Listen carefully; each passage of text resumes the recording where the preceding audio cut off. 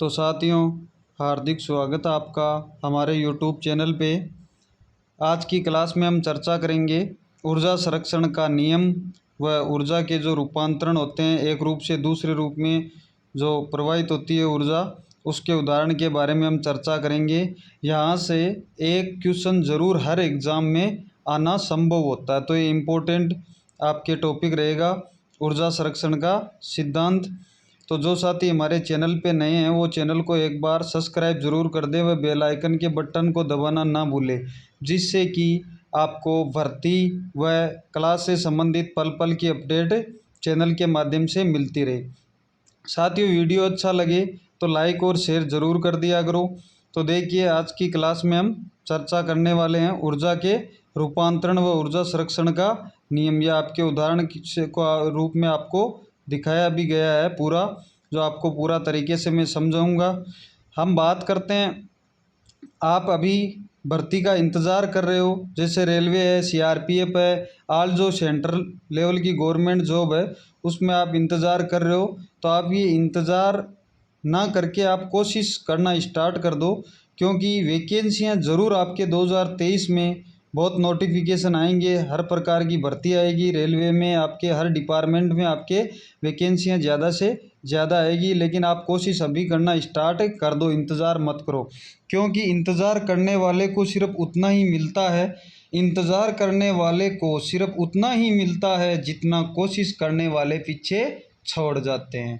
इंतज़ार करने वालों को उतना ही मिलता है, जो कोशिश करने वाले उसको क्या कर जाते हैं, पीछे की ओर छोड़ जाते हैं।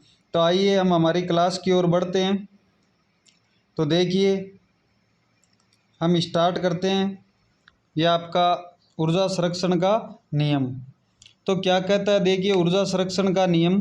ऊर्जा संरक्षण का जो सिद्धांत था वो किसने दिया था? James Prescott joule.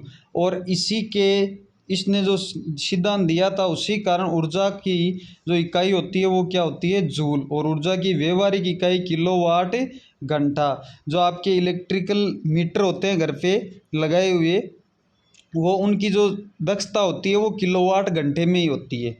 तो वो आपके जो भी दक्षता देते हैं, आउटपुट देते हैं, वो किलोवाट घंटे में ही देते हैं। तो हम देख लेते हैं ऊर्जा संरक्षण का सिद्धांत क्या कहता है। ये जेम्स प्रेस्कॉट जूल ने दिया, और क्या कहा कि ऊर्जा को न तो उत्पन्न किया जा सकता और न ही नष्ट किया जा सकता, ऊर्जा को एक रूप से दूसरे रूप में परिवर्तित किया जा सकता है। तो जेम्स प्रेस्कॉट जूल ने क्या कहा कि ऊर्जा को हम न तो उत्पन्न कर सकते और न ही नष्ट कर सकते, इसको क्या कर सकते हैं, एक रूप से दूसरे रूप में परिवर्तित किया जा सकता है। मतलब एक रूप से ये दूसरा रूप धारण कर सकती है, इसको उत्पन्न भी नहीं कर सकते और नष्ट। ये आपके उदाहरण है। उससे पहले मैं आपको इसका दिखा देता हूँ। यह आपका रहा ऊर्जा का रूपांतरण। ये देखिए, यहाँ पे आपकी केमिकल एनर्जी है, रासायनिक ऊर्जा है, जिसको कन्वर्ट किया गया है किसमें? इलेक्ट्रिकल ऊर्जा में। और इधर आपको नीचे और दिखा देता हूँ कन्वर्ट का, रासायनिक ऊर्जा को किस में कन्वर्ट किया है। ये देखिए, आपके रासायनिक ऊर्जा को इलेक्ट्रिकल में, रासायनिक ऊर्जा को काइनेटिक एनर्जी में, और फिर आपको देखिए इलेक्ट्रिकल ऊर्जा को ऊष्मा ऊर्जा में, और ये प्रकाश ऊर्जा में, और साउंड ऊर्जा में। टीवी में आप देखते हो खुद भी। और हम चर्चा करें, यह आपके मैकेनिकल यांत्रिक ऊर्जा में, रासायनिक ऊर्जा को, तो ऊर्जा कई प्रकार की होती है। यांत्रिक ऊर्जा, रासायनिक ऊर्जा, विद्युत ऊर्जा, ऊष्मा ऊर्जा, प्रकाश ऊर्जा, कई प्रकार की ऊर्जा होती है। तो हम उदाहरणों के रूप से देखेंगे कौन सा उदाहरण किस ऊर्जा को किस ऊर्जा में परिवर्तित करता है। तो हम बात करते हैं उदाहरण। ये देखिए, आपके जनरल नॉलेज से जुड़े हुए उदाहरण मिलेंगे, आप ध्यान से देख लेना चाहिए। लेकिन बात इतनी सी है, हम इस पे गौर नहीं करते, ध्यान नहीं देते। अगर हम ध्यान देते तो ये हमारा टॉपिक हमारे जनरल नॉलेज से भी पूरा हो जाता है, लेकिन हम ध्यान नहीं देते। और साइंस में इस प्रकार का क्वेश्चन एक हर एग्जाम के लिए इम्पोर्टेंट क्वेश्चन होता है। तो आइए हम देखते हैं उपकरण। पहला उपकरण आपका सौर सेल। प्रकाश ऊर्जा को, ये प्रकाश ऊर्जा सूर्य के द्वारा प्रकाश ऊर्जा ग्रहण करता है और किस में परिवर्तित करता है? विद्युत ऊर्जा में। सौर सेल जो आप देखते भी हो, जो आपके सोलर प्लेट लगाई जाती है घर पे, वो भी आपके क्या होती है? सौर सेल। और मैं दिखा देता हूँ आपको क्या होता है सौर सेल। तो ये देखिए आपका सौर सेल, या आपके प्लेटें लगी होती है जो किसकी बनी होती है, सिलिकॉन की। किसकी बनी होती है, सिलिकॉन की, जो एक अर्धचालक धातु होती है। और वो क्या करती है, प्रकाश ऊर्जा को, ये सूर्य से देखो प्रकाश ऊर्जा को ग्रहण कर रही है, फिर प्रकाश ऊर्जा को ये किस में बदलेगी, इलेक्ट्रिकल ऊर्जा में, जो आपके वो रहेगी डीसी, मतलब direct current energy, electrical energy. तो ये होता है आपका सोलर सेल, जो आपके घर पे ट्यूबवेल पे सोलर सिस्टम लगाया जाता है, वो ही होता है सौर सेल। तो आपके दैनिक जीवन से जुड़ा हुआ भी है। हम दूसरी बात करते हैं डायनुमा। क्या, डायनुमा, ये आपने देखा नहीं होगा, लेकिन इसका कार्य मैं बता देता हूँ। जो मोटर वाहन होते हैं उनमें जो बैटरी होती है, सेल्फ को स्टार्ट करने के लिए, सेल्फ स्टार्ट के लिए उस बैटरी को चार्ज कौन करता है, इलेक्ट्रिकल करंट कौन देता है, ये आपका डायनुमा ही देता है। देखिए ये होता है डायनुमा, ये एक जनरेटर का छोटा रूप होता है डायनुमा, जो क्या करता है, आपके घूमने वाला पार्ट होता है उसके साथ जुड़ा रहता है, और ये घूमकर विद्युतीय चुंबकीय बल रेखाओं का छेदन करके विद्युत वाहक बल उत्पन्न करता है। ये आपके मतलब 12 वोल्टेज तक का विद्युत वाहक बल उत्पन्न करता है। और इसके द्वारा जो आपकी वाहन के अंदर बैटरी होती है, सेल व बैटरी, उसको क्या किया जाता है, चार्ज किया जाता है। आइए हम अगला उदाहरण देख लेते हैं। ये एक जनरेटर का ही छोटा रूप होता है डायनुमा। विद्युत मोटर, तो हम देखते हैं विद्युत मोटर क्या होती है। ये भी आपके घरेलू जीवन से जुड़ी हुई है। विद्युत मोटर क्या करती है, देखो डायनुमा का मैं बता देता हूँ क्या करता है। यांत्रिक ऊर्जा को विद्युत ऊर्जा में, मतलब जो घूमने वाली ऊर्जा होती है यांत्रिक ऊर्जा, उसको किस में बदल देता है, विद्युत ऊर्जा में। यांत्रिक ऊर्जा आपके दो प्रकार की होती है, जिसके बारे में हम पिछली क्लास में चर्चा कर चुके हैं, स्थितिज ऊर्जा और गतिज ऊर्जा। ये आपका डायनुमा। अगला 3 नंबर उदाहरण आपके विद्युत मोटर। विद्युत मोटर क्या करती है, विद्युत ऊर्जा को यांत्रिक ऊर्जा में। जैसे आपको मैं उदाहरण के रूप में बता दूं, आपके आटा चक्की की जो मोटर होती है वो, घरेलू जो पानी की मोटर होती है वो, पंखे की मोटर होती है वो, कूलर की मोटर होती है वो, ये मोटरें होती है वो क्या करती हैं, इनको हम विद्युत ऊर्जा देते हैं। और ये हमको कौन सी ऊर्जा देती है, यांत्रिक ऊर्जा। तो आपको मैं दिखा देता हूँ विद्युत मोटर भी। ये देखो आपकी विद्युत मोटर रही, खिलौनों में भी आती है ये विद्युत मोटर, आपने देखा होगा, इसका छोटा रूप होता है वो खिलौने में भी आता है। ये आपकी होती है विद्युत मोटर, जो डीसी मोटर भी होती है और एसी मोटर भी होती है। हमारे जो घरेलू सप्लाई आती है वो कौन सी होती है, एसी सप्लाई। आगे हम चर्चा कर लेते हैं लाउड स्पीकर। ये भी आपने साउंड देखे होंगे, डीजे के साउंड, घर पे जो स्पीकर होते हैं छोटे उनके साउंड, या वाहनों में जो रेडियो होते हैं उनके स्पीकर होते हैं, वही क्या होते हैं, लाउड स्पीकर। उनको क्या दी जाती है, विद्युत ऊर्जा, और हमको वो क्या देते हैं, ध्वनि ऊर्जा। और देखिए यहाँ पे साथ साथ माइक्रोफोन और देख लेते हैं। माइक्रोफोन क्या करता है, ध्वनि ऊर्जा को विद्युत ऊर्जा, ये विद्युत ऊर्जा को ध्वनि में बदल रहा था, और माइक्रोफोन ध्वनि ऊर्जा को विद्युत ऊर्जा में। तो आइए हम डायग्राम से देख लेते हैं क्या होता है। यह आपका रहा लाउड स्पीकर। ऐसा आपने देखा होगा, लाउड स्पीकर भी जो सब्जी वगैरह बेचने वाले होते हैं उनके पास भी ऐसा लाउड स्पीकर होता है, या जो प्रचार करने वाले होते हैं उनके पास भी होता है। इसको क्या, इलेक्ट्रिकल करंट मतलब विद्युत ऊर्जा दी जाती है, ये हमको ध्वनि के रूप में सुनाई देती है। और हम बात करें, ये रहा आपका माइक्रोफोन। माइक्रोफोन ये जो हमारा माइक जिसको बोलते हो आप भाषा में, तो ये क्या करता है, हम यहाँ से ध्वनि निकालते हैं, ये इसको ध्वनि मिलती है, और ध्वनि को ये तरंग किस में बदल देती है, इलेक्ट्रिकल में, विद्युत ऊर्जा में। और वापस इसको विद्युत ऊर्जा से किसको दिया जाता है, लाउड स्पीकर को, और लाउड स्पीकर वापस हमको किस में बदल देती है, ध्वनि ऊर्जा में। तो माइक्रोफोन होता है वो ध्वनि ऊर्जा को किस में बदलता है, पहले विद्युत में, और फिर वापस विद्युत से लाउड स्पीकर उसको वापस हमको सुनाई देती है, वो किस में, ध्वनि ऊर्जा में। ये होता है आपके लाउड स्पीकर और माइक्रोफोन।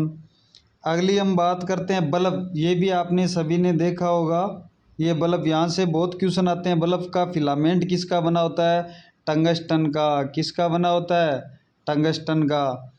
तो जो बल्ब होता है उसका क्या करता है, बल्ब को हम विद्युत ऊर्जा देते हैं और ये हमको प्रकाश या उष्मा ऊर्जा देता है। देखो प्रकाश देता है, ये उष्मा, बल्ब है ना जलते समय क्या होता है, गर्म भी होता है।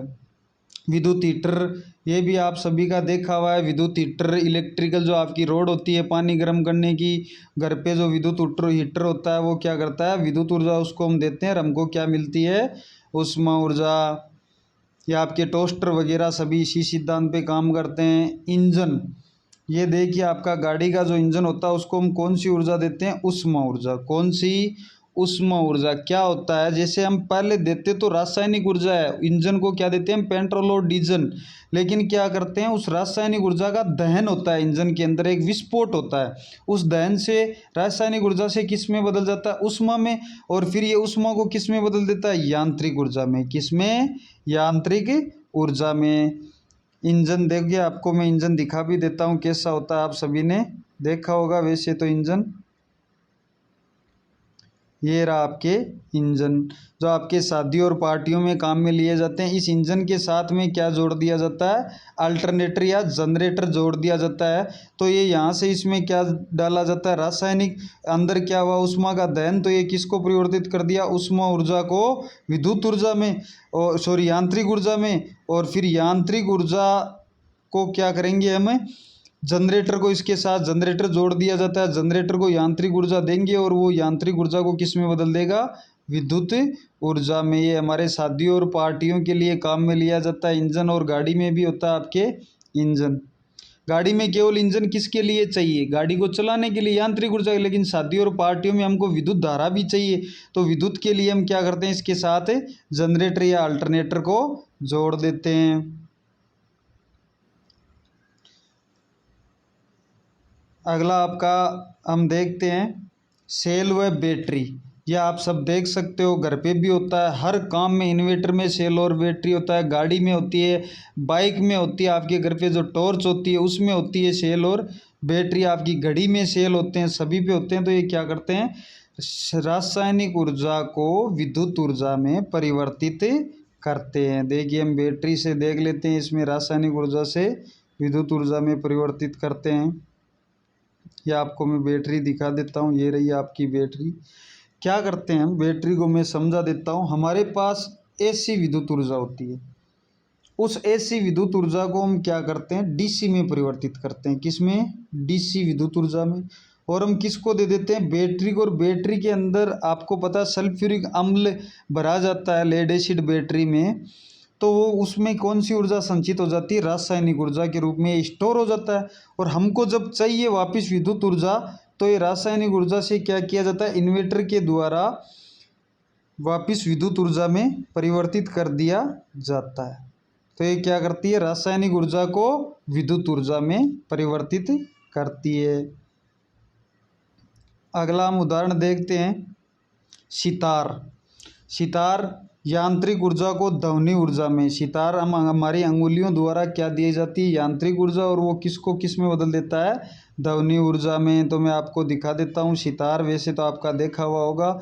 इस पे जो ये तार बंधे हुए होते हैं, इससे हम अंगुलियों के द्वारा इनको क्या देते हैं, यांत्रिक ऊर्जा। और ये हमको क्या निकाल के देता है, ध्वनि। क्या निकाल के देता है, ध्वनि ऊर्जा।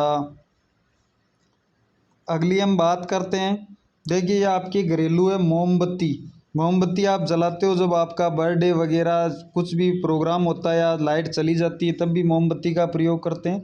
तो लालटेन का जलना, मोमबत्ती का जलना, ये क्या करते हैं, रासायनिक ऊर्जा को, किसको, रासायनिक ऊर्जा को प्रकाश व उष्मा ऊर्जा में बदलते हैं। देखिए मोमबत्ती आपको प्रकाश भी देती है और उष्मा भी देती है। अगर आप न मानो तो किसी बंद कमरे में मोमबत्ती को जलाकर देखना, वो आपको कमरे को क्या कर देगी, गर्म कर देगी। तो मोमबत्ती का काम क्या हो गया, रासायनिक ऊर्जा को प्रकाश ऊर्जा व उष्मा ऊर्जा में परिवर्तित करना। कोयले का जलना, ये भी आपके घर का ईंधन है। आपको पता है कोयला जलता है तो हमको उष्मा देता है या नहीं देता।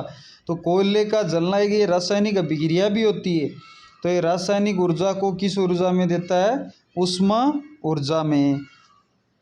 अगला होता है आपका कंप्यूटेटर। ये पार्ट आपने नहीं देखा होगा। कंप्यूटेटर ये क्या करता है, एसी विद्युत ऊर्जा को डीसी विद्युत ऊर्जा में बदलता है। देखिए डीसी की ज़रूरत क्यों पड़ी, क्योंकि हम एसी विद्युत ऊर्जा होती है वो आपको मैं थोड़ा समझा देता हूँ। ये आपकी एसी विद्युत ऊर्जा होती है वो प्लस में एक बार माइनस में एक बार इसमें आवृत्ति होती है फ्रीक्वेंसी, जो भारत में 50 हर्ज आवृत्ति होती है। मतलब ये 1 सेकंड के अंदर 50 बार प्लस में 50 बार माइनस में जाती है। तो क्या करते हैं हम, ऐसी विद्युत जो ऊर्जा होती है हम उसको स्टोर नहीं कर सकते, और स्टोर करने के लिए किस ऊर्जा का प्रयोग किया जाता है, डीसी विद्युत ऊर्जा को, क्योंकि डीसी केवल किस में चलती है, प्लस में चलती है, कोई माइनस में नहीं चलती। तो हम इसको स्टोर कर सकते हैं। अगर एसी को स्टोर करेंगे तो प्लस में आएगी तो स्टोर हो जाएगी, और माइनस में जाएगी तो खाली हो जाएगी। इसीलिए कहा जाता है एसी विद्युत ऊर्जा की अपेक्षा डीसी विद्युत ऊर्जा का झटका खतरनाक होता है, क्योंकि एसी जब प्लस में जाती है तो हमको पकड़ लेती है, माइनस में आती है तो छोड़ देती है, लेकिन डीसी ने एक बार पकड़ लिया तो जिंदगी जाने के बाद ही छूटता है। यह होता है आपका कंप्यूटेटर। जो मैं दिखा देता हूँ कंप्यूटेटर कैसा होता है, इसमें वाइंडिंग वगैरह की हुई होती है। ये देखिए आपका कंप्यूटेटर, ये घूमकर क्या करता है, एसी विद्युत ऊर्जा को डीसी विद्युत ऊर्जा में परिवर्तित करता है। इसका उपयोग कम किया जाता है, क्यों, क्योंकि इसमें यांत्रिक जो लॉस होता है, घूमने वाले पार्ट होते हैं, उसके कारण क्या होता है, इसमें लॉस ज़्यादा हो जाता है। इसलिए यहाँ पे डायोड रेक्टिफायर का प्रयोग ज़्यादा करते हैं। अगला आपके उदाहरण डायोड और रेक्टिफायर, सेम ही काम है। कंप्यूटेटर डायोड व रेक्टिफायर का एसी विद्युत ऊर्जा को डीसी विद्युत ऊर्जा में, एसी का पूरा नाम अल्टरनेटिंग करंट, डीसी का डायरेक्ट करंट है। तो आपको मैं दिखा देता हूँ डायोड क्या होता है। ये देखिए आपके डायोड, ये इसका प्रतीक चिन्ह होता है, प्लस जो होता है एनोड और माइनस होता है जिसको बोलते हैं कैथोड। ये तो इसका प्रतीक होता है डायोड का। और यहाँ पे देखा जाए तो इसका ये बना इस आकार में होता है, गोलाकार, जो आपके बेलनाकार आकार होता है इस आकार में। एक साइड में सफ़ेद पट्टी होती है, ये सफ़ेद पट्टी सदैव माइनस को दर्शाती है, किसको, कैथोड को दर्शाती है। ये चीज़ आप ध्यान में रखना, जिस साइड पट्टी होगी वो उसका माइनस का सिरा होगा। ये क्या, इनका उपयोग क्या होता है, एसी को डीसी में बदलना।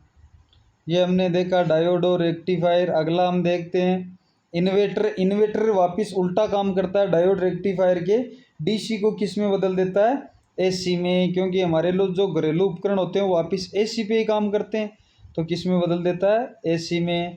ट्रांसफार्मर, यह आप सभी ने देखा भी होगा, ट्रांसफार्मर ये वोल्टेज डाउन करने के लिए और वोल्टेज अप करने के लिए काम में लिया जाता है। एसी को एसी में बदलता है, लेकिन वोल्टेज को कम ज़्यादा करने के लिए इसका प्रयोग किया जाता है। अगला आता है अल्टरनेटर और डीसी जनरेटर। देखिए अल्टरनेटर क्या करता है, यांत्रिक ऊर्जा को, जैसे अभी मैंने इंजन के द्वारा यांत्रिक ऊर्जा इसको दी जाती है, और ये यांत्रिक ऊर्जा को किस में, एसी विद्युत ऊर्जा में। और अगर यांत्रिक ऊर्जा को डीसी विद्युत ऊर्जा में बदलना हो तो किसका प्रयोग करेंगे, डीसी जनरेटर का। तो मैंने आपको समझाया भी था, अभी और दिखा देता हूँ। डीसी आपके जनरेटर,